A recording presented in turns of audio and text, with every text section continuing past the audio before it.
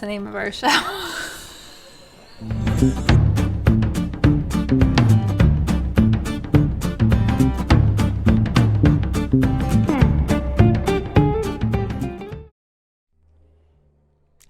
Hi, everybody. Hello. How are you? Welcome to The Large Glass, our show on art and artists, which I had a really good time putting this show together this week. Yeah, no, this one's going to be a good one. Yeah, we're excited. How was your week? I see some people are in the chat already. Got Pumpkin Audrey. Ben says Merry Christmas. Merry Christmas, Ben. Nice to see you. Good to see all of you guys. There's Dave. Hi, Dave. Hey. So yeah, we are, so the first thing I want to say tonight, because I didn't even bring this up with you, is that I've really, really enjoyed the prep for these shows more and more and more every single time. And it used to be that you'd spend certain days of the week doing your homework for the show, and I would spend certain days of the week. And now my entire Tuesday and a good portion of my Monday is totally dedicated to this. And it just feels like what the show was intended to do is really working for me. I have really dug in. Good. And I feel so good. Yeah, me too. I actually am very committed to learning new things, so this just keeps challenging my mind a little bit. So that's what I like. Yeah, I mean, I'm hoping that that's what we're doing for all of you out there, is that this somehow gives you something that you otherwise might not have had. So that's kind of the goal, right? We're trying to bring the conversation about art, introducing new artists to all of you. There's Mom. Hi, Mom. Hi, Mom. We're so glad you watch, Mom. So yeah, that's really what it boils down to for us. And so we've got a good one tonight. We really do. So, yeah. And we have a giveaway tonight. We have an awesome giveaway. Yes. We have one lucky follower will have the chance to pick from a variety of 10 different books. All those books feature artists that have been on our show. That's right. So, and we've got a whole list of titles. So Terry picked out 10 books, and you get to pick one. Ones. If you win, you get to pick one. Hi, Amanda Toolin. Good to see you. Nice to see you. You get to pick one from that. Yeah. So we're going to start that giveaway early, and it's going to run for the whole night. Yeah. Right? It's going to run at least an hour, and then we'll pull that winner at the end. Yeah. And we'll keep plugging this and talking about it because people kind of trickle in, so we'll keep reminding everybody. Also, when you sign up for that raffle, right, you can put a number after your entry into the raffle. So it's exclamation point raffle and the number. You have to put it, it's at least one of your viewer loyalty points. So if you look just down below where you enter chat, in the chat bar, there's a little purple circle with a number next to it. That's how many viewer loyalty points you guys have for watching us. Tonight, you can spend up to 1,000 of those to get an advantage. So the more you put into it, the better chance you have of winning the book. So, I don't know. Good luck. Yeah. Yeah. So that's going to happen. So that's exciting. What else do we have? We got a drink. We do have the drink. And our drinks aren't really affiliated with any of the artists that we selected tonight. But that's okay. Well, it's the holiday season. It's the holidays. It's the holiday season. I'm not going to sing that song. I think Pumpkin Audrey hates that song, if I remember correctly. Anyway. Oh, that's my friend Bonnie. Hey, Bonnie. Hi, Bonnie. She says hello and Merry Christmas from snowy Alberta, Canada. One of our artists is from Canada. One of our artists tonight is from Canada, and you are officially probably the furthest person away, having St. Germain's with cherry vodka and lime. What are you having? Perfect timing. On asking the question. Well, okay. You go first. Well, this is my gold standard for white wine. It's called Walnut Block Wines. It's just a basic Sauvignon Blanc. So crispy. And what are you having, Tom? I'm having Sur de los Andes Malbec Reserva. I chewed through this over the weekend and into last night a little bit, so we're going to finish that one up tonight. Good. And let's see. We'll do a little toasty toast. Trying to copy you and make it sound really delicious. You want to do the ASMR? We didn't do ASMR. Ooh, we didn't do ASMR, although I think we got some a little bit there. Yeah. So we'll see. Maybe we'll do a subscriber-only ASMR show with headphones. Why, yes. Okay. Cheers. Here's to a good show tonight. Here's to all of you for supporting us. This is episode 15. 15 we've been doing this. So by the time the year is out, because we will be doing this again next week, we'll have 16 episodes under our belt. 16 episodes this year. So cheers. Really Thank you all so much for being a part of this. It's been really special.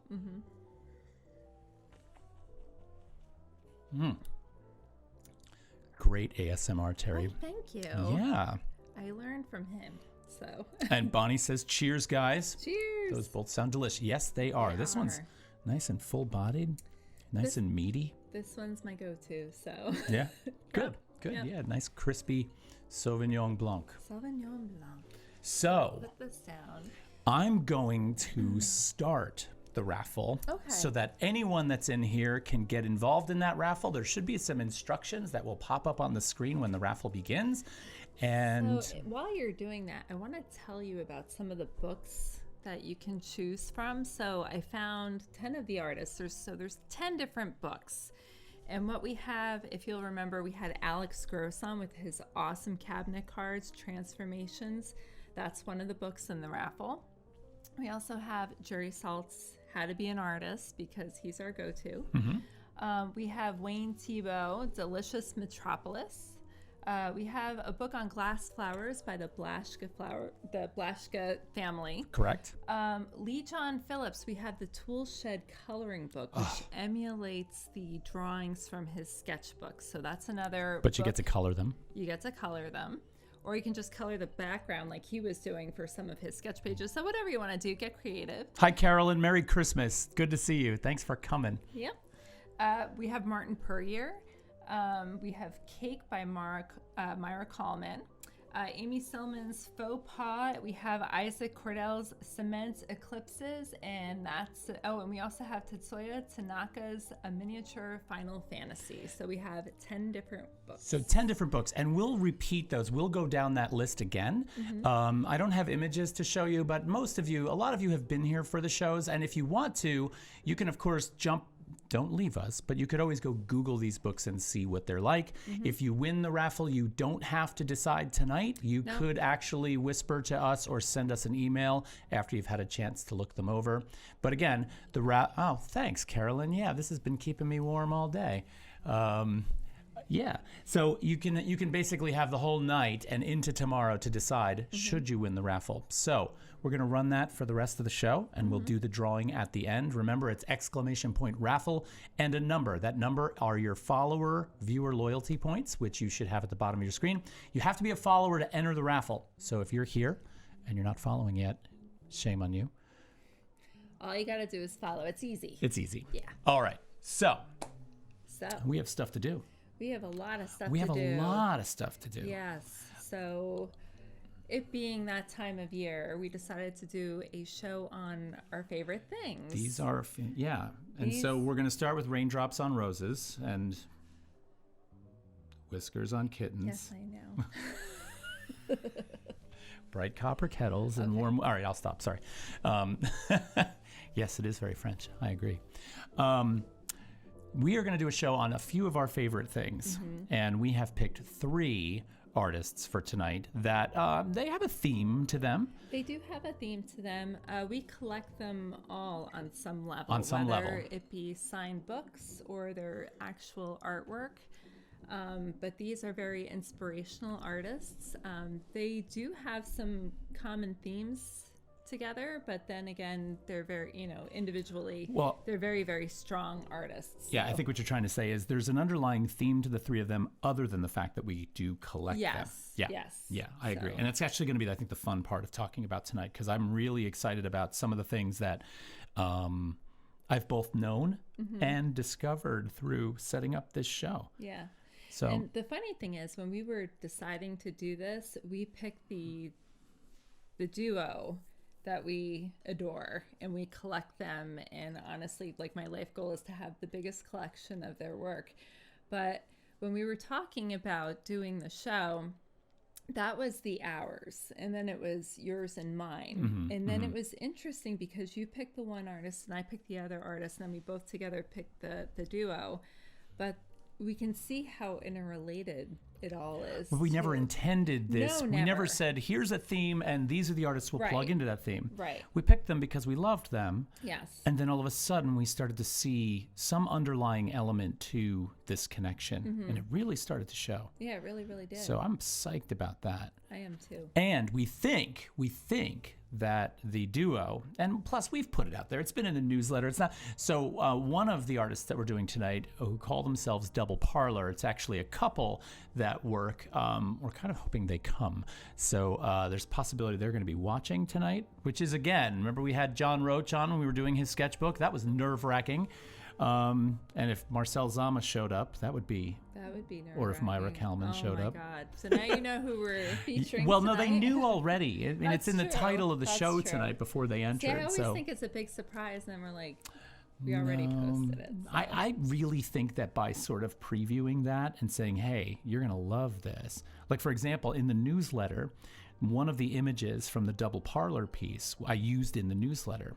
And my mother saw that when I sent the newsletter out. And she's like, oh, my God, the face on that image was just fantastic. And I said, I know, that is one of their one-of-a-kind pieces. And I'm going on and on about it, right? And then I said, I'm so lucky to have that piece. And she's like, whoa, wait. You own that? And I was like, yeah. Yeah. Which is like this, I feel so good about that. It's something to feel good about. Well, every time they post something, too, and we get it, we're like, we got it. Yeah, that's that one. That's right ours. there. It's that one. Yeah. So these people are also, these three artists are collectible on a variety of levels. So you can get out there and get them. Some are easier than others. So, we'll go into all of that. Yeah. So I don't know. We normally don't start this early with our artists. We normally talk about a lot of things. Yeah. But I feel like we really need to dig in and get going. Yeah, I do feel like because we have a lot of. Should we look at some art? Yeah, let's look at some art. All right. So tonight we'll be starting out with, this is an interesting point. Tonight, I realized that I've been pronouncing this man's name wrong for more than a decade, which really was embarrassing. But I've always called him Marcel Dzama. Dzama, silencing the D. And and Terry even said to me, she's like, so when we talk about Marcel Dzama, and I was like, it's not Dzama, it's Dzama. And she's like, no, I think it's Dzama because I had a friend, right? You had a friend? Well, I knew somebody in high school that had a name like that. Yeah. Like the same last name.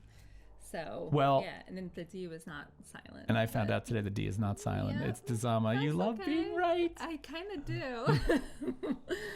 But anyway. Yeah. So Marcel Dzama is our first artist tonight. And he's from Canada. So there you go, Bonnie. There you go. So Marcel Dzama, this is Todd's pick. When we were talking about our favorite things, Todd, you collect his books. Well, there's a very good story about a missed opportunity here, which we can get to later. But yes, I on some level collect his work. Okay. Yes. So a little bit about him. He's Canadian. He graduated in 1997 with a BFA from the University of Manitoba in Winnipeg. He's represented by David Zwirner. Correct. He's got artwork all over the world, though. He's in the Tate Gallery. He's in the MoMA Collections, the National Gallery of Canada, Guggenheim, Museum of Contemporary Art in Los Angeles. He's all over the place. He lives in Brooklyn, New York. Most of his artwork, it's some mixed media, but you're going to see a lot of watercolor drawings, paintings, a lot of figurative art and surreal situations. Much of his artwork actually comes from dreams and dream sequences and working those kinds of ideas out. Yeah, and one of the things that I think is going to really relate to the underlying theme for tonight is this notion of narrative, storytelling, myth, and folklore, which on some level is all redundant terms, right? But with variations built into them. And, Dzama's works, especially these figures in scenarios on stark white backgrounds with minimal information, scream this kind of folklorish kind of situation that we just don't quite have. We've got enough information to recognize that we're being told a story here. But the characters are so fantastically evolved, fantastically interesting, that I don't need to go there.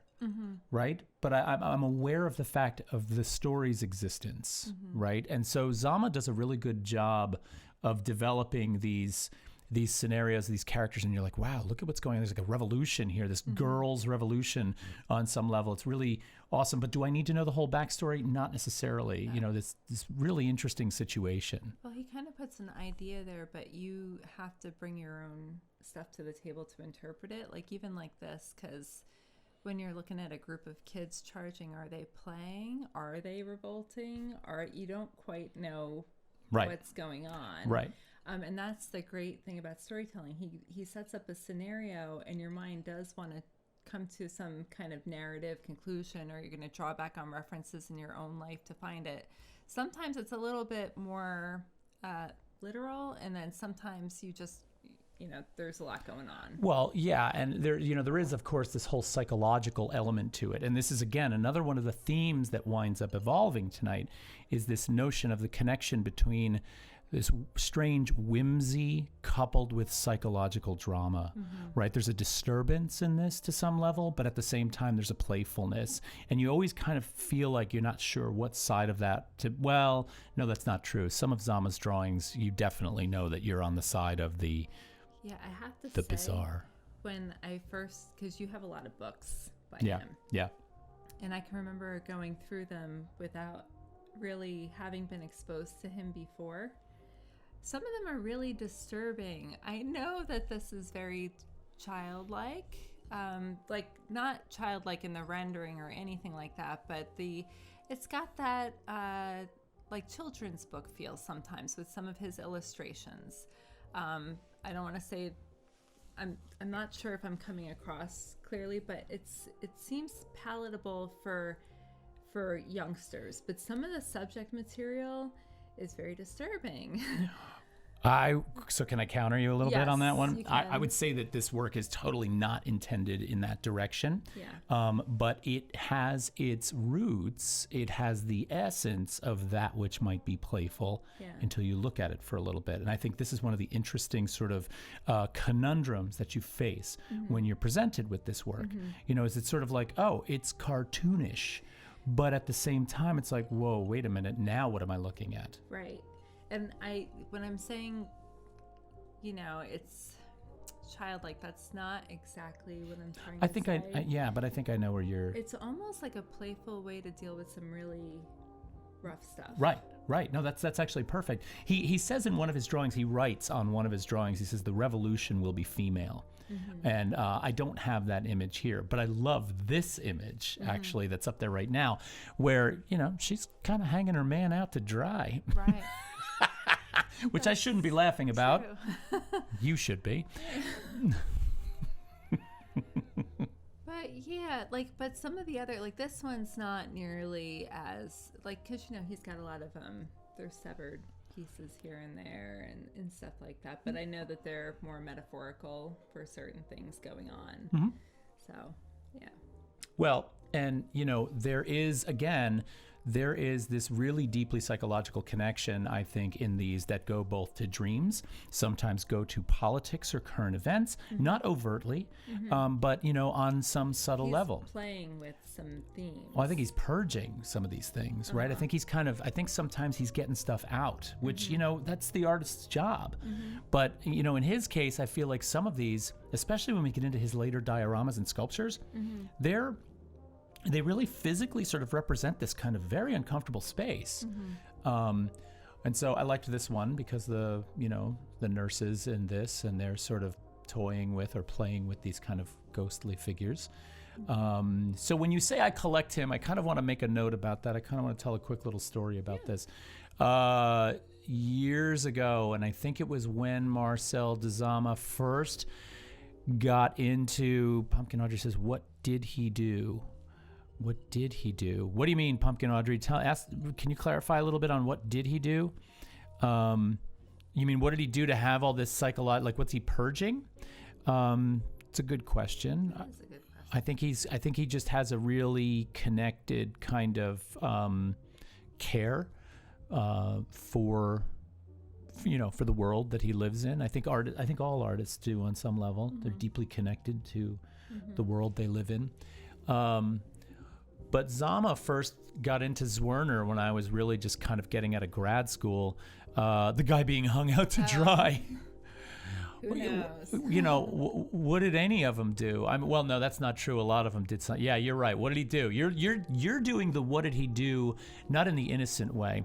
You're doing the what did he do as in, yeah, he's getting hung out to dry. What did he do to deserve that? Because I know you. I know that's why you're doing that. So anyway, he gets the gallery at Zwirner, and he's got these drawings just like this there. And there's Toothless Wither. He's able to watch the stream for a bit. Awesome. Oh, welcome. He got 1,000 aces. Oh, okay, the pinochle jokes are going to start flying. I'm not going there. Anyway, long story short, these drawings at Zwirner were, I think, if I remember correctly, and since I clearly don't have a good memory for this stuff, I'm going to say, I think they were $750 a piece. And I was jobless and practically penniless, really close to it. And I was like, oh my God, I want one of these so bad. And I didn't buy them. And then I saw them at the next show and they had shot up to like $2,000. And then they shot up again and shot up again. And so now these drawings are just out of reach for me. And I am, kind of sad that I did not ever pursue that. However, I've got a few things to show.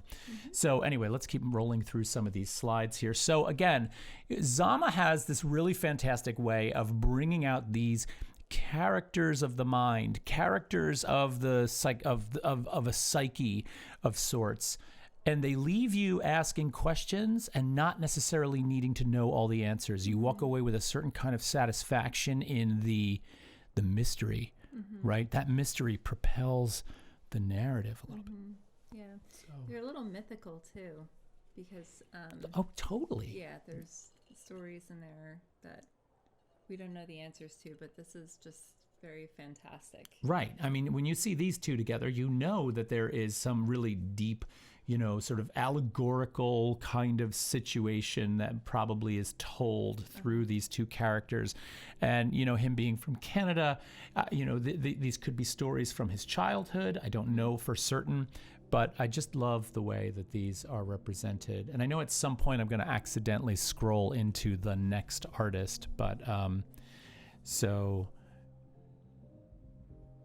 Toothless Wither says, I just hit 1,000 bit things. Yeah, those bit things are what you bid in the raffle, which is a good time to bring up the raffle again. We're running a raffle right now for your choice of one of 10 books. One of 10. And these 10 books are all the books of the artists that we've done on this show through the past, most of them. And we will tell you again what they are at some point. But don't forget, ! raffle and the number of loyalty points you want to bid, giving you a leg up in that drawing. Pumpkin Audrey says, if Dr. Seuss and Ed Gorey had a child. Nailed it. Yep. I love that. Quite possibly. I love that.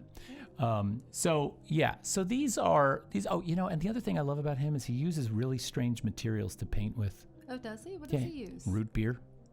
He uses root beer? Some of the browns are painted with root beer. Huh. Yep. That's really interesting given the way that he's drawing too, because like the drawings do remind me of something I looked at as a little kid. Yeah, like no, the golden totally. Books and stuff like that. And then you think of the stuff that you drank in the nostalgia and root beer, and here he is like kind of playing with his food, playing with ideas and building, like, look at the composition of this. Now this one fills up the whole page. He really has a lot of negative white space going on too. I know that you mentioned that earlier, but you almost can't deny that presence of the blank page going on in most of his illustrations. It's very present. Right, but what the blank page does that I love so much is the blank page is that psychological space. When you put in a ground, meaning you put in a background of some sort, they're standing on a surface, there's something behind them, you place them in a world that's familiar. When they're floating in space like this, they have no weight, they have no gravity, they basically are like a dream in that regard. And I really find that to be fascinating. When I was in undergrad painting, I painted like this.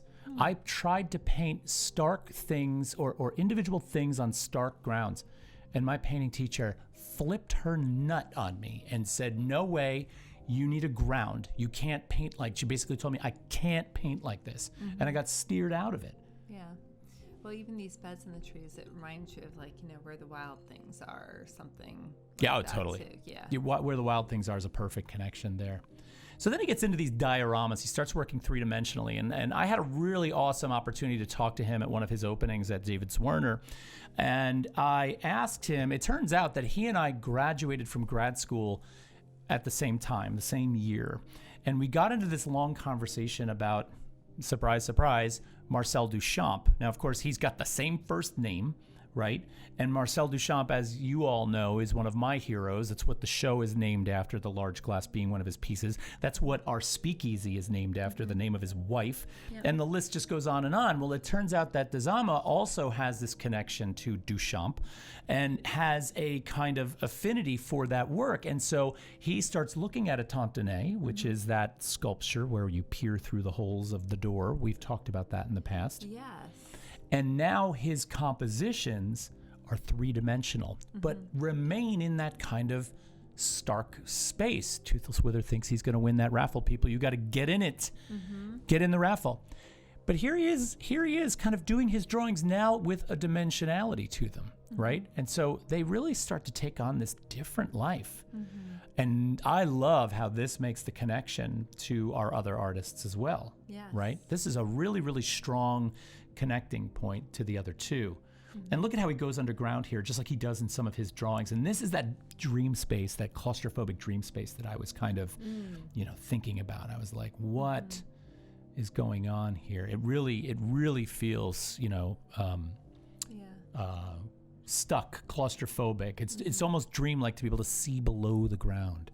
Pumpkin Audrey, what's the material for the sculptures? That is a really good question. That one I know it's mixed media, but I'm not quite sure. He's probably using things like different polymer clays or, materials that allow him to move quickly. I honestly can't say. I don't think they're cast. I think they're each hand built. So it's got to be, I'm guessing, polymer clay that's painted. Now, that show where I was talking to him that night, was at the same gallery, was at Zwirner, and I was still in this situation where I didn't have a lot of money, and they had 2 catalogs for sale at the show.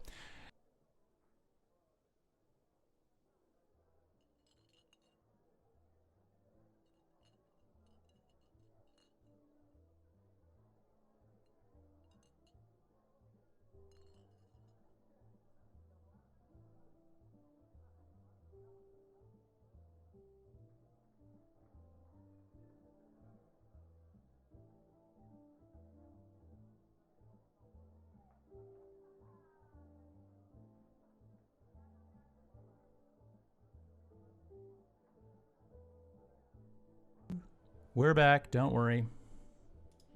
We're back. Yep, we're back. Thank you, though. Thank you for all the notifications on that. Can you hear us now? You can hear us now, I'm sure. Toothless Wither's like, sound. Does that mean it's back? No, we're here. Okay. They've got us. They've got us. All good now. Okay. So here's what happens. Here's what happens for those of you that have been here for a while.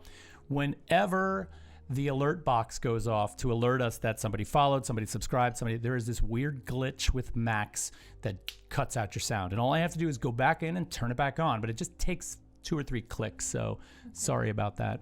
So are we still okay? So Carolyn, thank you for the subscription there. That's awesome. No, we're there. I think that just kind of came in late. Yeah. Okay. So back to Dzama. So I'm at the show, and there were 2 catalogs available. One was the current catalog, and it was like $100, and then the other one was an earlier catalog that was $40. And the thing about the allure of the $100 catalog was 5 of the catalogs in the gallery had drawings stuck in them. So you had a chance of getting a drawing that at the time was worth thousands. Did you know which one, or was it just kind of? No, they were wrapped. Oh. So you just got a random one. It was like a raffle. That's really And I was like, oh my God, I want to spend $100 on a catalog, but I didn't. I bought the $40 catalog. Now here's the best part. So I go up and I hang out with Marcel Dzama, and I'm talking to him about Duchamp. We're talking about these dioramas. I was talking about my grad school work. We're talking about all this stuff. And as I'm talking to him, he takes the catalog out of my hand. and he pulls a Sharpie out of his pocket and he draws in it for me. So I got my own drawing, which was like awesome. And then I realized, well, wait a minute. This guy draws in a lot of his catalogs. So that's what I started collecting. I actually started going out there in the world and finding the catalogs that Dzama has drawn in. And I started buying them like crazy. So I've got all of them. And yes, I feel really good about that.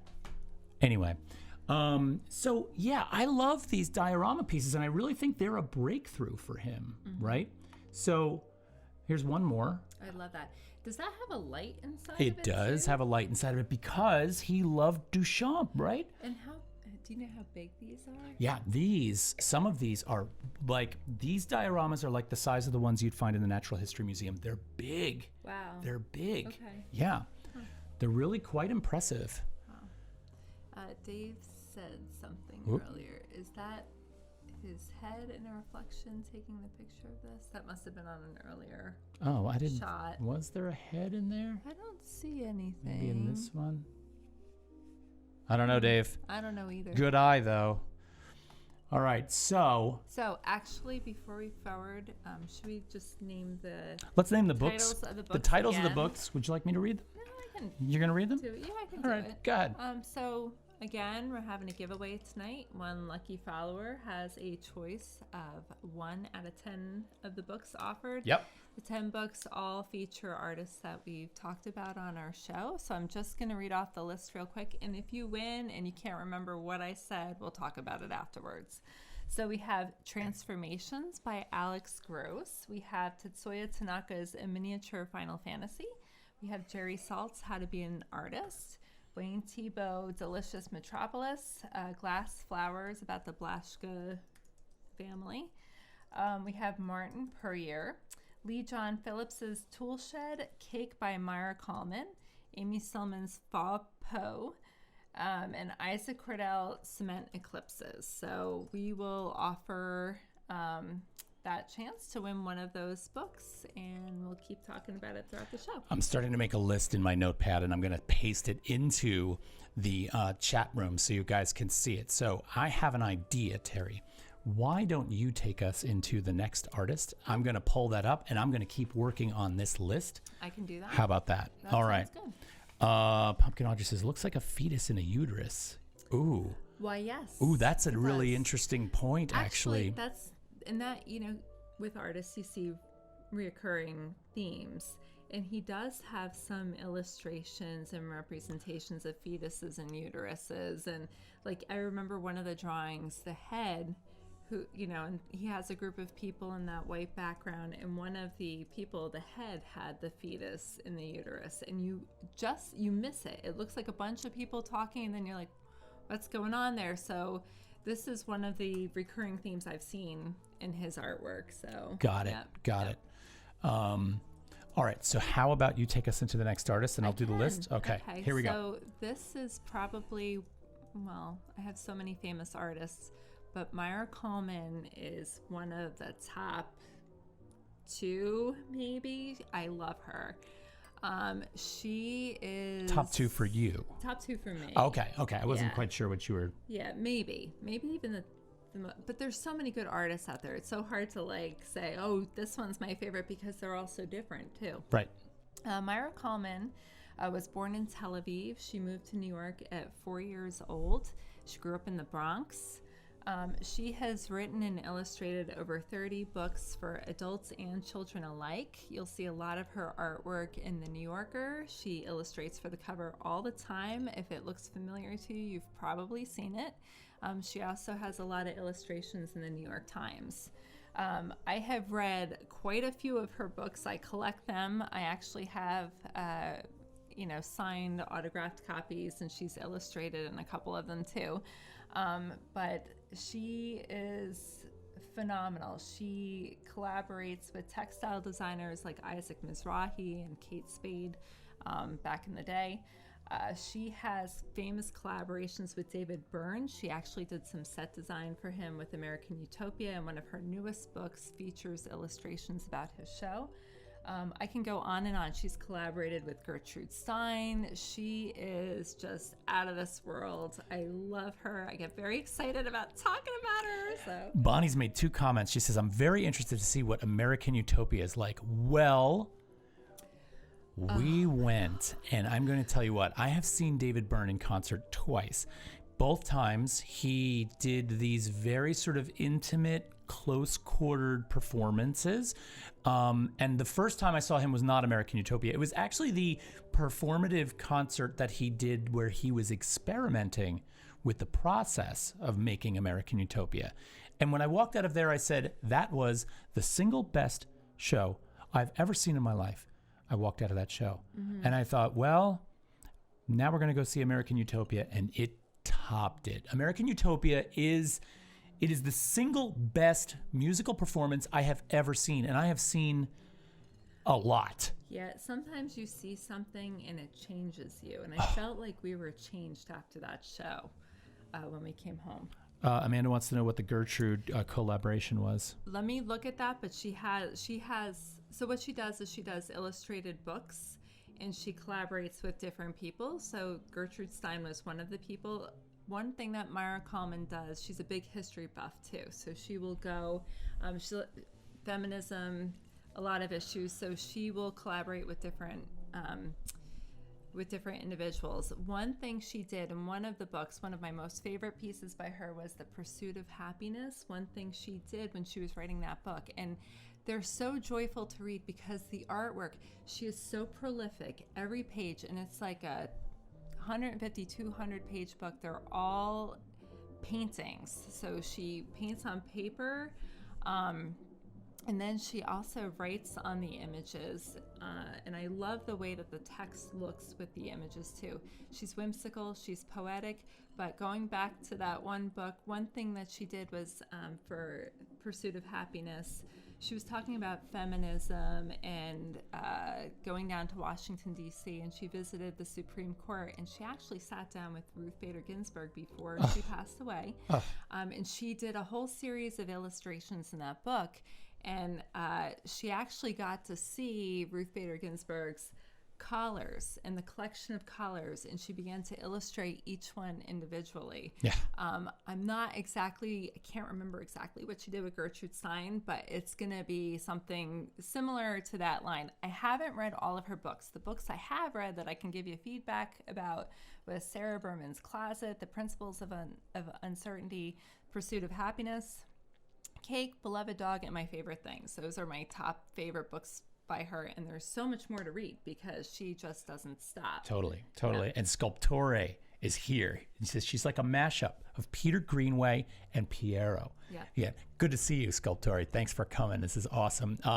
We're if you just joined us, if you haven't been here the whole time, we're kind of bridging this interesting gap between, they all have this underlying kind of narrative, and I'm really reluctant to use the following words because I don't like making these divisions. I've always kind of been against making these divisions between what is fine art and what is illustration, right? I don't like that delineation, even though Maira Kalman will call herself an illustrator. She's like, I'm an illustrator and I'm an author, but she will also say that I'm an artist in the same breath. And to me, those words are interchangeable, right? And so I think as I sort of start to introduce these 3 artists and I start to sort of, quake on that word, it's an understandable thing because, in the academic world, I was so taught, especially at, my undergrad, that there's a very, very big difference between those 2 worlds. It was pounded into my head. And now I don't see that at all. Like I've completely let go of that. There's a bunch of stuff going on here that I want to talk about. So number 1, Bonnie had said, thanks to Terry's introduction to Kalman, 3 Lives and Company, which is the bookstore. That is the bookstore. Right. And then she said, I bought 2 Kalman books, The Pursuit of Happiness and The Principles of Uncertainty, which is cool. Yeah, actually, that's kind of where I fell in love with Maira. Now, my first job, like my first degree, was in English, and I worked for 2 years at Penguin Putnam back in the day, like the late 90s, and we worked in children's production, and I was in the reprints department, and one thing that they published was Maira Kalman, the Max books, Ooh La La Max, And at the time, I'm a 22-year-old kid, and I loved art and I appreciated it, but I didn't know what I was dealing with. And I look back on those days like, wow, I had her artwork right at my fingertips in Viking books. But I didn't realize that. And then years later, one of my closest friends in the world, Joyce, who works at the bookstore and who's the grandmother of my daughter, she introduced me to Maira Kalman, and she helped me to fall. She actually didn't have to try very hard. She got me to fall in love with her, though. She exposed me to her. Maira Kalman goes to the bookstore all the time, too. So that was... That bookstore has a crazy list of guests that walk in that door that just goes on and on. You can meet famous person after famous person in there. It's a really awesome place. Yeah, it is an awesome place. Pumpkin Audrey says, happy looking pictures. Not all of them, Audrey, actually. Not all of them. And I think the thing I like about these is they sort of go back to, if we go back to Dzama for a minute, right? We were talking about this notion of whimsy, this notion of folklore, this notion of childlike, sort of atmosphere. But then there is this underlying psychological drama that takes place in some of them. There's a strangeness to them that sort of permeates some of the faces, some of the gatherings, some of the collections of objects in the picture. Well, she'll even describe her own work as a little bit of optimism, but sometimes there's tragedy in there and heartbreak, and she's very poetic and quirky in her delivery with that. Well, she talks about her own death a lot. She does. We have 2 videos to show everybody. We've got 2 really cool videos that, we're not going to video everyone tonight. I mean, clearly we don't have time for that. Yeah. But we've got 2 videos of Maira Kalman, I think, that's going to kind of let you into her world a little bit. The first one is a, typical interview with her. It's an Art 21 interview, I believe. No, it's a Think video. I think it's a thing. Think. You can find her also all over the place talking. She gives TED Talks all the time. There's tons of videos on her, but we're gonna show you a couple. We're gonna show you 2. So let's look at these, and this will kind of introduce you to that world a little bit better. Here we go.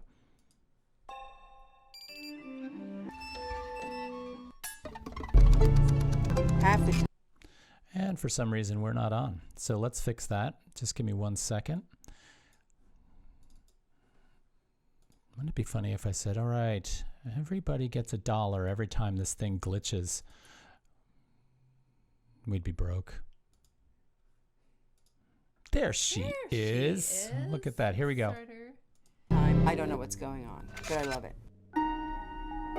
How do you know who you are? Half the time I don't know who I am. Maybe even 7/8. Never mind. Forget it. Forget it.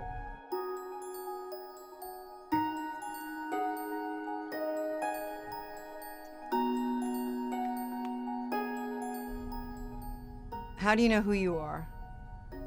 Well, there are many parts to who you are, so there isn't one static place. And then the other part of that is that things keep changing. When I was 7 or 8, I knew I was going to be a writer. That was certain. And I was writing until college, where I looked at my writing and thought, this is really awful. So I thought, what's a good way to tell this story? And I thought, well, drawing, that could be kind of fun. Easier, certainly, than writing.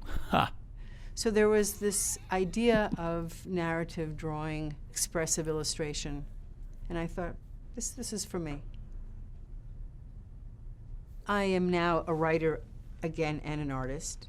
My love is books. Or my love are books? No, my love is books. Which one is it? I love books.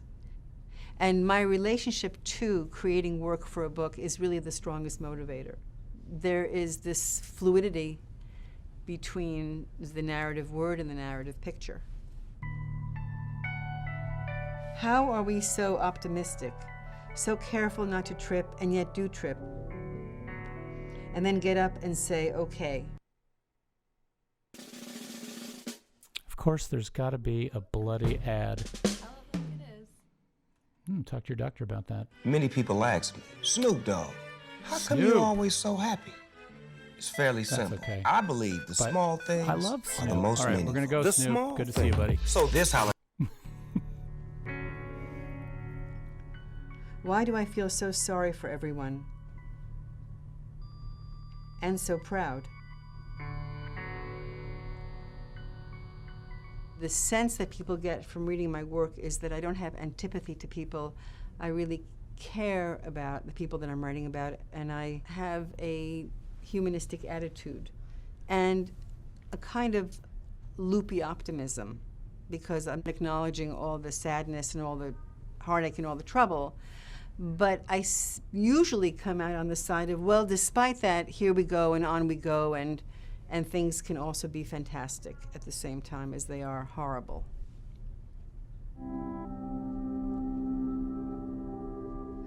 What can I tell you? The realization that we are all, you, me, going to die, and the attending disbelief, isn't that the central premise of everything? It stops me dead in my tracks a dozen times a day. Do you think I remain frozen? No. I spring into action. I find meaningful distraction. The idea of dying, I think it enters into your vocabulary when you're 4 years old and you say, oh, wait a minute, something is going to change here, something is going to end. And the older you get, the more you grapple with the idea that time is lessening, and what is it that I'm supposed to be doing here, and how much happiness am I achieving on this planet. The idea that you'd have to say goodbye to all this, even though it's infuriating and maddening and frightening and horrible some of the time, is even more infuriating and maddening and horrible. How do you spend this time without perpetually being so brokenhearted about saying the eventual goodbye? I usually say in the end, okay, it's love and it's work. What else could there possibly be? What do I want to do? What is the most wonderful thing I could be doing? And who are the most wonderful people I could be with? You know, hopefully it's your immediate family on some level, and maybe some good friends. And then whatever it is that really engages you about work. Ich habe genug is a Bach cantata that I love very much, and the sentiment is true, which is, I have enough, usually. I thought it meant I've had it, give me a break, but it meant just the opposite, which is I really have all that I need. I'm Maira Kalman. Subscribe to Thinker. So I love that. Yeah, I do too. I really feel like, okay, so a couple of things I saw in there that I kind of wanted to bring up. I mean, the video is beautiful, and I love her darkness. I love her sense of humor. I want her to come live with us. Mm-hmm.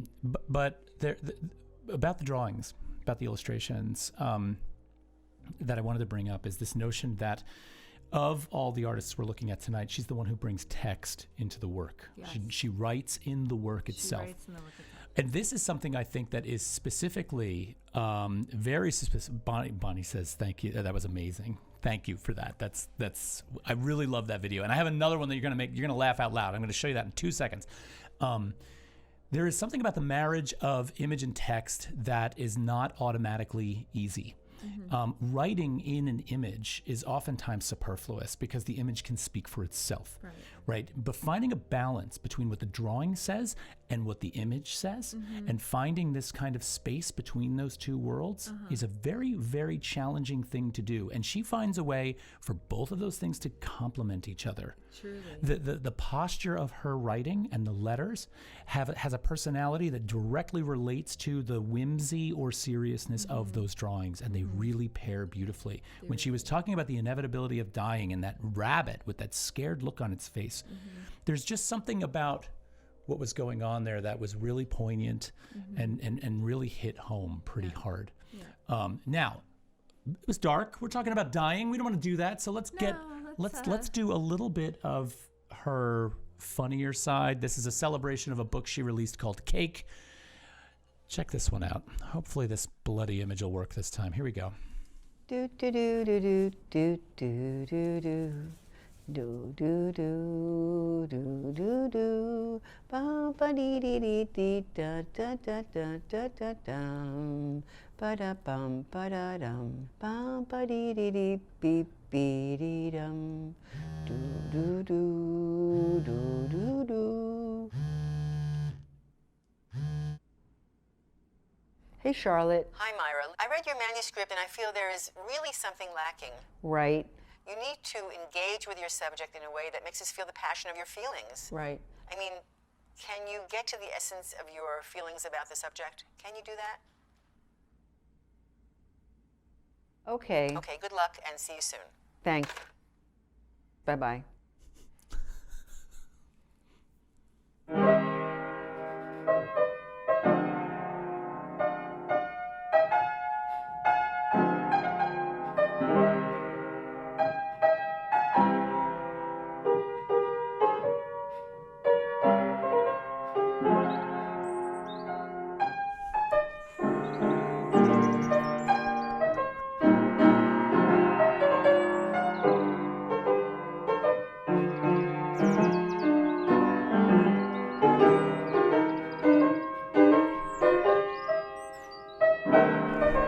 I love her too, Amanda.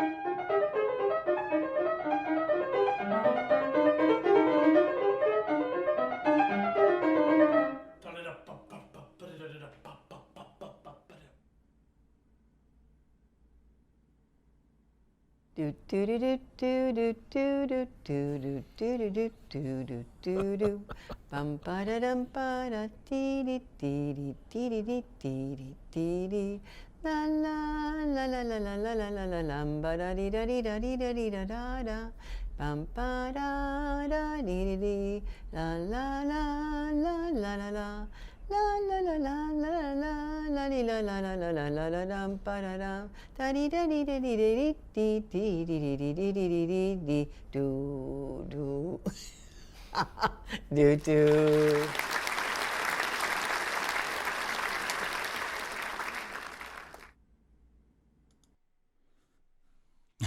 So there's that.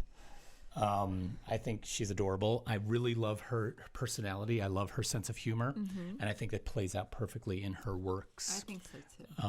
So let's just go back to those images real quick. And I just want to go through a couple more of these. And, you know, she's got such an awesome hand, an awesome way to sort of, represent these figures.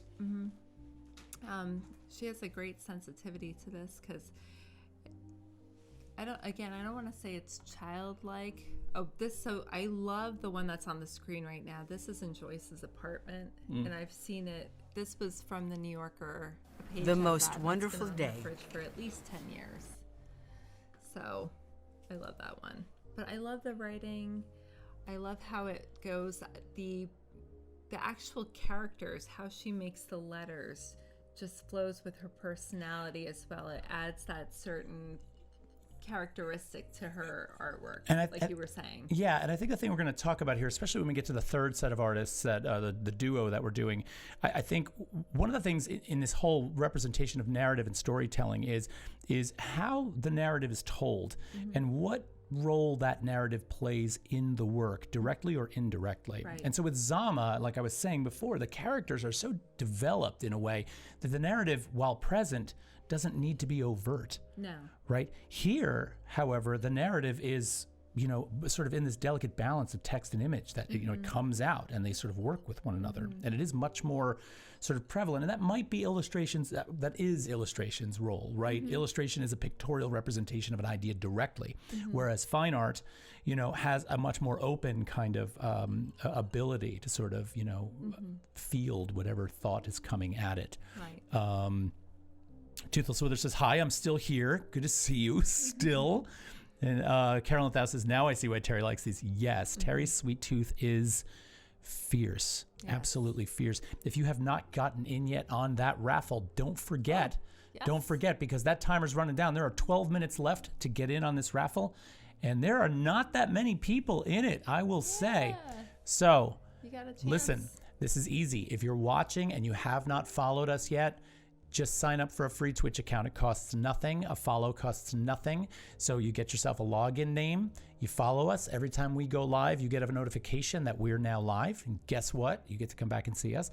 And then you can type into that chat bar !raffle and some of your viewer loyalty points, which you get 300 of just for following. That's awesome. And then you could be in this raffle, and you might win a book tonight. Yeah. Really cool book. Toothless Wither says she once stole a huge bag of candy from me. We're not going there. That's not true. All right, It wasn't that big. let's keep going here. Oh, wait. Maira Kalman's this sculptural head. It's like a mannequin's head. I had to throw this in here. So she doesn't do a lot of sculpture or anything, but No. she does have a couple of three-dimensional pieces like this mannequin head, and then she does these hand-stitched dolls, and then she embroiders, and she does freestyle stuff. Yeah. It has the same kind of characteristics as her artwork. It's very whimsical, charming. But her hand is certainly very similar in how she handles both. Yes. Which is really kind of... She's got a signature. Yeah. Like she really Yeah, does. that's a good way of putting it. Yeah.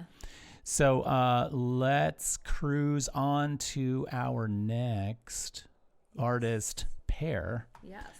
DoubleParlour. DoubleParlour. DoubleParlour. So this is definitely one of our favorite things, and it's because DoubleParlour is a really, really unique situation. It is. They are. They are. And it's funny because when we realized that we both like them, like a couple years ago, that's when we started our collection with two little pieces. And then That you gave me. Yeah, for Christmas one year. And then it just kind of blossomed. Unfortunately, there's not a ton of stuff on the web about them. There's a little bit here and there, but for research purposes, there's just not enough written about them yet. But imagery-wise, there's a lot. And that's There because is. DoubleParlour, they are, well, first of all, they are, we should tell everybody who they are. So who they are, it's Ernie and Cassandra Velasco. They live out in California. Ernie is self-taught. Cassandra has a BA in painting and photography from Humboldt State. They're a couple that really bounce ideas off each other. They both collaborate. They share ideas. Sculpture is their, to me, that's their main gig. You can find their sculpture all over the place, but apparently there's drawings out there too, which I would like to see. I've seen a couple, but there's not a ton of them on the web. But they kind of, Todd and I were trying to figure out how they work together to do some of their work, and it's almost like the exquisite corpse drawing. Sometimes they put their ideas together and develop them. Now, when I was reading about their processes, they do use some polymer clay, they use resin, they do molds, they cast in molds, they make additions, they make originals. Primarily, Ernie's the one who sculpts. That's what I'm getting from my research, and Cassandra is the one who paints. If either of you are here watching right now, you are absolutely welcome to correct us on some of this stuff. That's what I'm finding in my research. And I will tell you, I'm primarily a sculptor by my sort of background, and a maker, and somebody who is really, really invested in craft. And I will say this: there is very few occasions, but I catch a glimpse, an image of their molds. And being a mold maker myself and working with a lot of polymers, different types of silicones and urethanes, I am blown out of the water by your craft, okay? So your ability to make molds is just like, it's beautiful. It's beautiful. So I'm very envious of that, number one. So that's definitely there. Yeah. So go ahead. I didn't mean to interrupt you. I was busy. They have shown in galleries across the states, all over the world. I can't even guesstimate how many sculptures are out there. It's got to be in the thousands right now. Yeah, they have been releasing sculptures on a monthly basis. Surprisingly affordable too, but it's a bit of a grab bag when you get there, because when they drop their release, you have to jump in and get it right away. And they're actually releasing on Christmas Day. Yes. So you know Todd and I are going to stop all of our festivities to get online and try to get another sculpture by them. You know, and there's this part of me that has this conflict. It's like, yeah, there's a bunch of you guys out there, and we're recording this, and then this goes onto YouTube, right? And then I say, you know, DoubleParlour, we collect these, and you got to check them out every month. They drop this, you know, series of sculptures. Not a series necessarily. Some of the pieces are series, but they'll drop. How many do they typically do in a given session? There's probably 10 to 15. 10 to 15 in a given one. Yeah, and then they do when they do a series, they'll cast like about 4 or 5 sometimes this one, but then sometimes like the one that had just been on the screen, that's ours. There's only one of her, Nanette and Bonnie. The thing I love about these sculptures is that they all have a personality a little bit. They're all named different things. As a background, one thing that they were always drawn to was toys. They have been influenced by toys. They have won design awards in terms of related to toy making. I do remember seeing an interview with Cassandra, and she was saying one of her dreams was to actually have these in this like stop motion animation, to see these come to life, which would be awesome. And Todd and I have been like bouncing ideas off of each other what we could do with our own sculptures to make that happen. But right, meaning the ones we've collected. Yeah, because we have 26. We have 26 of them. Not that we're counting, but we're a little obsessed. And so. Ben is saying that Ben's really liking these. Ben, I knew you'd like these. He's getting into them. He's talking about the originality of them. I would like to point out that these to me feel like physical manifestations of what Dzama is up to on some level, right? So, and like I said, I'm not a big fan always of saying this person's work is like this person's work, but you cannot help but draw some parallels to that psychological impact that some of these have. Yeah. So can we stay on this for a second? Totally.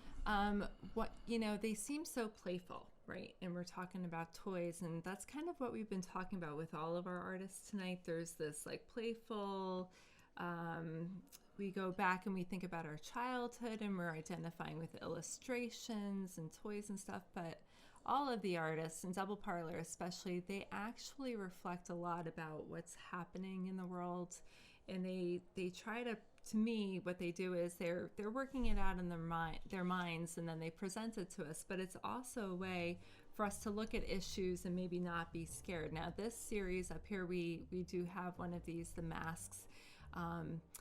You start looking at the deeper elements. It's this adorable little cute figure that you see with the child, and like this is their one sculpt called the kiddo that you see recurring in many of their other sculptures, where they just kind of dress it up in a different thing, but it's not really that simple. But you see the mask, you see this playful monster on it, but then you start thinking about what's really happening in the world. Yeah. And it's almost like they're taking a spin on a lot of the bigger issues and making it more palatable, or a way for them to deal with it, or a way for us to deal with it, or a way to examine it. And this isn't the only thing. They have a lot of environmental depictions when they do their tree series, and they have the tree heads and the roots in the body. I mean, they go kind of deep. It's not just that you look at it and you're like, oh. And on some level, I've heard people say that it's creepy. To me, it's not. It's more curious, like what's going on there. We spend a long time looking at them. Sometimes we're like, oh, look, what's going on here and what's going on there. Yeah, and there's something I've been wanting to bring up about this work. And can I move on to the next slide? Do you mind?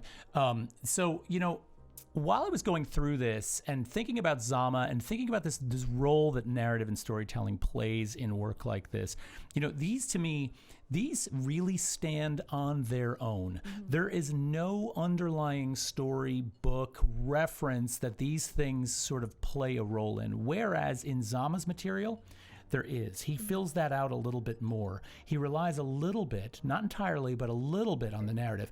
These don't. These hold up completely on their own, and I really love that about them. They're suggestive, right? And you can sort of infer or sort of try to extrapolate from all of the different ones and how they've been sort of handled over the years what might be going on. Mm-hmm. But it's not really about that, right? It's suggestive of it. Right. So given this whole thing about narrative, while I was doing my homework and while I was putting the show together and building the slide collection and all of that for this, I realized that for a moment there that there is a band that I used to listen to and still do to some degree that was just the perfect thing to listen to while I was doing this. Oh, yeah? Yeah, the Decemberists. Now, some of you might know the Decemberists out there, but oh my God, if you talk about just the notion of visual storytelling in song, in music, the lyrics to those songs are brilliant. I mean, he wrote a 3-part song about a man who rescues an injured crane that had an arrow in its wing, and he winds up marrying it as he brings it back to life. But there's this bird, there's this sort of mythological kind of aspect to what goes on in those songs, and it was perfect. There's another one called the Mariner's Revenge Song, where his mother shacks up with some loser gambler, and he winds up putting her deeply into his gambling debt. Then he leaves her. The magistrate comes and takes their home. She dies from stress, and as she's dying, she tells him, find him, bind him. What are the words? Find him, bind him, tie him to a pole and break his fingers to splinters, drop him in a hole until he wakes up naked, clawing at the ceiling of his grave.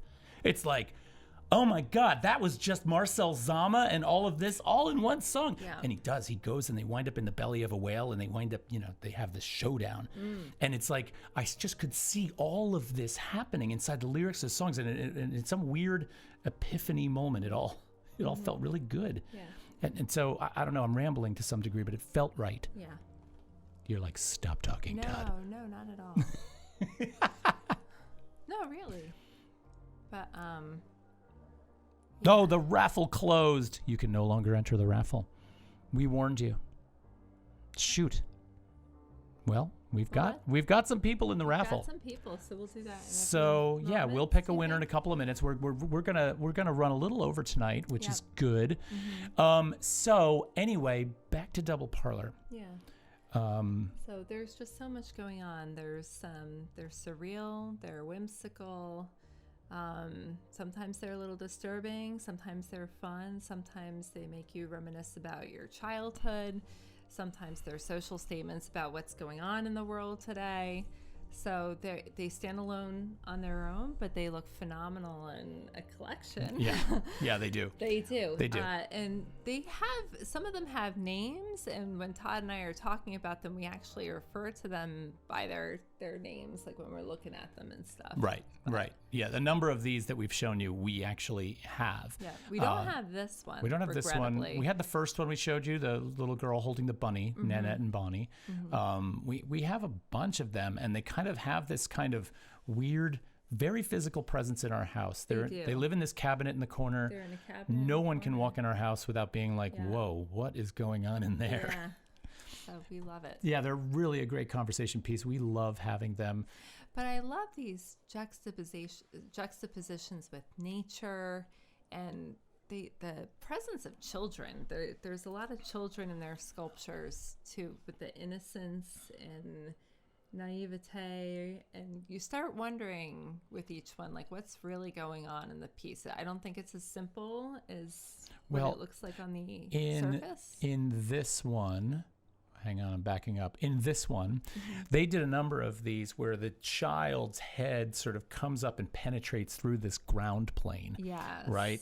And the ground plane sort of becomes the child's, like, it's their viewpoint. Well, and look at the way that the child is looking too, because they're kind of got that looking away, wide-eyed look right. too. Yeah, a little bit. Right, because then when you see what's going on the miniature scale in there's usually something. Some of the miniatures, there's a couple having my mind has created the narrative that there's a couple having an affair on the one bench, and then there's another guy popping out of a coffin and seeing something, and then there's another woman flashing a bunch of kids, and in the meantime the head is popping up and observing all of this, and it's just like this. There's so much going on in these beautiful little sculptures. Yeah, and you really kind of have a moment where you gasp, you laugh. They've got a lot to offer. They do. And I don't mean to speed through these, but I just want to get caught up to where we were before. And so here they are. I had to pull a picture of them in there. So these are the two. And there's some of their sculptures in the background. They have been going for years. I think they started in 2007. So we're talking about 13 years together. creating so many sculptures, and I'm not exaggerating. I really think it's in the thousands. And you can get to them. You can look at their work. So they spell their name exactly as we have it on the screen right down here below me. It's a DoubleParlour, one word, and parlor is Parlour. Sculptoria. I like the way these artists are simultaneously opaque but very clear.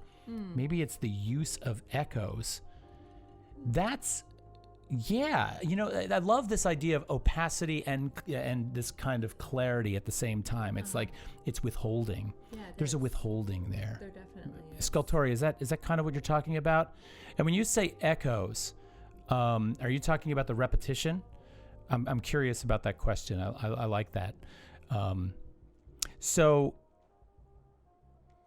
So anyway, they've kind of come a really long way. If you go, and I wanted to say, if you go to their website, which is doubleparlour.com, they have a shop up there. You'll notice that everything in that shop is currently sold out.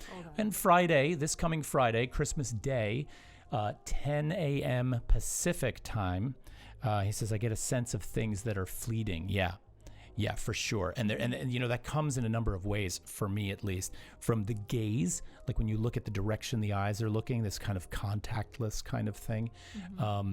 You know, there's a kind of disconnect there, which is really interesting. What was I saying? Well, we were talking about seeing their stuff online on Christmas Day. They're going to have... Yeah, 10 a.m. Pacific. So that's 1 That's 1 p.m. Eastern time. Do the math on that. The funny thing is, even though they have thousands of sculptures out there, once they're sold, you can't get them again. I know. And I've tried. I've looked everywhere, and these are not for sale. They're not for sale. People buy them and they hold on to them. So you don't see them popping up. They're on not eBay. on Artsy. They're not on eBay. Artsy. Yep. Once they're gone, they're gone. Yeah. And I can understand why, because that's how I feel about our collection. Right. I'm not putting that back out there. And what I started to get at before was I was like, you know, we're kind of, I love supporting them and I love talking about them on our show. But then I'm like, wait a minute, we just introduced maybe 20 new people to this. And Friday we're going to get on there, because it used to be you'd get on the site, the stuff would hit the website, and you'd be like, oh, okay, so what do we like today? Let's look around. Now it's like, shit. Click on something fast, because they're going to go. You don't really have to go on their site. Never mind. Because we're going to be there. They sell out really fast. They do sell out really fast. And because I personally, and Cassandra, Ernie, if you're watching, please forget that I just said this. I feel like they're underpriced. I feel like they're underpriced too. Completely. We are totally shooting ourselves in the foot tonight on this. But they're beyond reasonable for these original. They're beautiful pieces. They're very, very well made, gorgeously crafted. I think they offer an awful lot in terms of collector value and just kind of having something really, really worthwhile in your home. So I love them. I love them too. I love them. I wish there was more information on them too. I wish someone would put some more stuff out. Stop talking. Audrey says stop talking.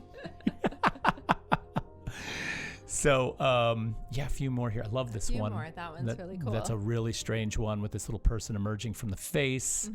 That goes to so many different strange levels. I love that piece. And here's another one with, some of these are big. The expressions, too, you can feel it,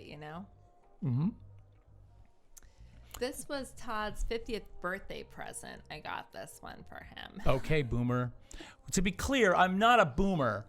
I missed the mark on the boomer thing. Okay, I'm not in the numbers. I'm not old enough to be a boomer. Sorry, boomers. It's okay if you're a boomer.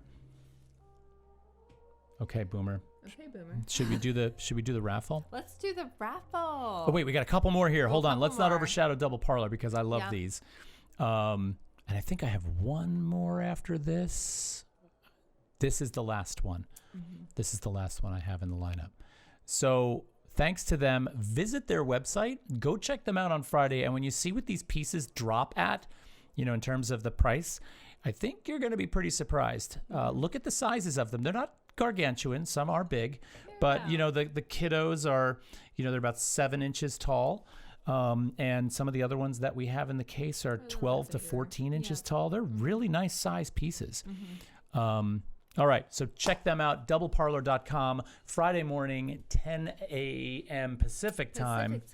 And whatever that equates to in your neck of the woods. 1 p.m. Yeah, this is the type of thing, this is where Audrey's going to say stop talking again, but this is the type of thing where you want to be on that site, on the shop, at 58 before the hour and start refreshing. And then bam. Bam. All right, so should we pick a winner? Yes. Do you want to say the names of the books again or no? We can say the name of the books again if you want to. I think we got it. Do we have it up on the thing? I don't. I only wrote 5 of them down. I'm going to say the names one more time. Here come the names of the books that you could win tonight. You get to pick one of these if you're the raffle winner. Okay. You got Tetsuya Tanaka. Remember, he's the miniature guy, a miniature Final Fantasy. We have Alex Gross, Transformations, Jerry Saltz, How to Be an Artist, Wayne Thiebaud, Delicious Metropolis, Glass Flowers by the Blashka family, Martin Puryear, Lee John Phillips Toolshed. We have Cake by Maira Kalman, which is awesome. Amy Silman Faux Pas, and then we also have Isaac Cordell Cement Eclipses. I'm putting them in the chat. I didn't get them all in before because I had lost track of all of them, but I think this is all of them. So let me copy that. I think Amy Silman is misspelled. But I might have misspelled some of these. My apologies. I'm just going to pop them in here so you can see them all. It's fairly easy to find. They went in without commas. That looks like one long Lee, John Phillips, Blashka Flowers, Martin Puryear, Alex Gross, Wayne Thiebaud. It's like a super artist. Sorry about that. That is just sloppy. That is sloppy. Let's pick a winner, all right? I'm just going to say this. This is genuinely a random Streamlabs-oriented generator, and I just have this feeling again, because every time I pull this thing, my mother wins. Mom, I'm angry at you for entering this. Here we go. Ready? Bam. Oh, my God! Mom? You are not allowed to enter another raffle for 60 days. You're in raffle jail. How does that happen? Let us know what you Congratulations, Mom. You get the book. I'm sure everybody in this chat right now is just like, this damn thing is rigged. Yeah. I swear I knew as soon as I clicked that button. You're lucky. Every single time. Yeah. Oh. Yeah. And my mom will tell you, I would not rig this in her favor. No, As a matter of fact, you can't rig it. I wanted to try rigging it so that my mom wouldn't win, and I couldn't figure out how to do it. Anyway. That is funny. Congratulations. Congratulations, Mom. You get to pick a book. And everybody's just like, yeah, Mom. Sculptory. So I had fun tonight. I thought this was good. A lot of fun. This was good. I got to tell you guys a couple of little quick news updates for you all. Number one, we are currently actively building Teenies, the pub and speakeasy that we're actually going to be broadcasting from and inviting our subscribers to in the spring. We're going to be holding exhibitions out of that, provided that it's safe and it will all be outdoors. But we're going to have some events out there, so it's going to be cool. We're going to have a speakeasy, kind of private exhibitions for all of you to come to, which will be, I think, a great time. So that's the first thing. The second thing is we have a really cool surprise for you next week. Yes, some extra person will be joining us. Maybe you'll see it. Oh, that's cute. It's you like that. That's You'll cute. get it next week. Yeah, you'll get it next week. So that's going to be fun. 3, we have been considering Amanda Toolin's suggestion that we actually run a charter bus trip up to Boston to see the Blashka Flower Collection at the and the Pigment Collection at the Harvard Museum of Natural History. So that might be a summer thing, again, provided that we're able to do these things, right? But who knows? I think we'll be a little closer to that, right? So everybody's out here. It's like, yeah, Mom, you did it again. Great show. Thank you. Thank you. I'll take the again? Mom says I'll take the tool shed, please. Okay. All right, that was easy. Hold on. We got to go back to our there we go. We're here. So, everybody, a very happy Hanukkah, a very Merry Christmas to all of you, and whatever holiday you may be celebrating. Yes. The best to all of you. Thank you so much for your support. We will see you next week. Sculptorius is another great show. Thanks. Thank you. I'll bake sweets for Terry for the road. Oh, man, it is on. It is on. Carolyn, thank you. Merry Christmas and Happy New Year to you as well. And you guys are the best. We love doing this show. We love seeing you every week. So, All right. cheers to all of you. We'll see you next week. Take care. Night.